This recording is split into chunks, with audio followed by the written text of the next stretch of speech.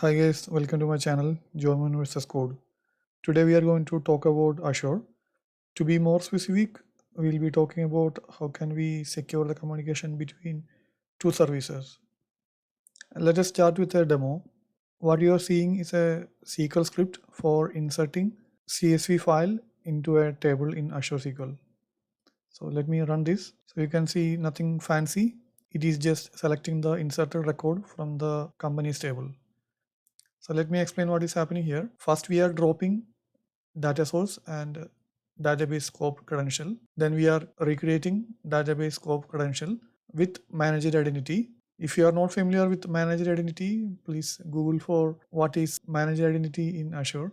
Then we are creating an external data source which is pointing to a storage account. This storage account is Data Lake Gen2 enabled.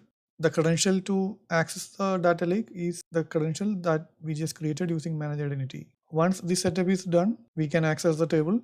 So here what we are doing, we are truncating the table, then doing a bulk insert from a CSV file into a table called dbo.companies. Why this is important is this is an undocumented feature. Let me show that. Here is the URL to the Microsoft documentation which says the bulk insert or backup are not supported when we are using the manage identity. Basically they are recommending we should use a SAS token when we want to access a storage account from the Azure SQL. This scenario has been already documented in my blog post which I had written in March 2nd this year. Even though I had figured out this undocumented feature, we were not able to use it in our application because it is an undocumented feature and Microsoft may not support that. And we continued using SAS token as what is explained in the documentation. But we faced an issue recently. That is the reason for this video. Otherwise, the blog post would be enough. So here's the scenario. We have Azure Data Lake. We have Azure SQL database and it has to do a read and it has to do bulk insert by reading from the Azure Data Lake. When we had used SAS token, the data lake was not network protected. As a best practice, the IT department wanted to make sure that the data lake storage should be network protected by stopping all the other traffic. So they are okay to allow communication from Azure SQL only. When we did that in Data Lake Gen2, it stopped working. With SAS token, the Azure SQL is not able to reach to a network protected Azure Data Lake Gen2 account.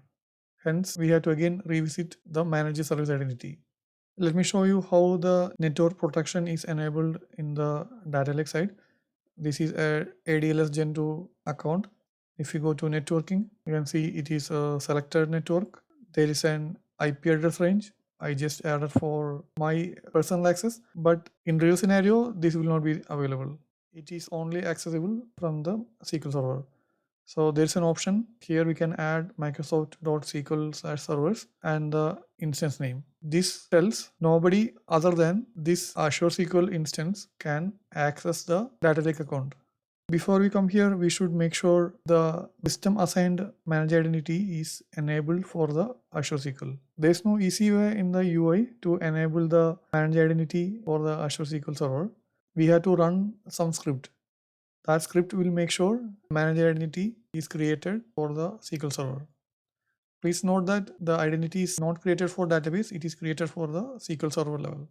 This is the command to enable system assigned managed identity on the SQL Server. So here you can see AC SQL Server update -g, then the resource group -n, the name of the SQL Server at the end -i.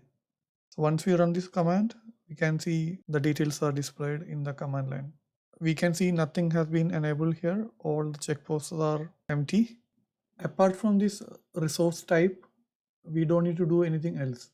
Even we don't need to give any access control in the IAM blade.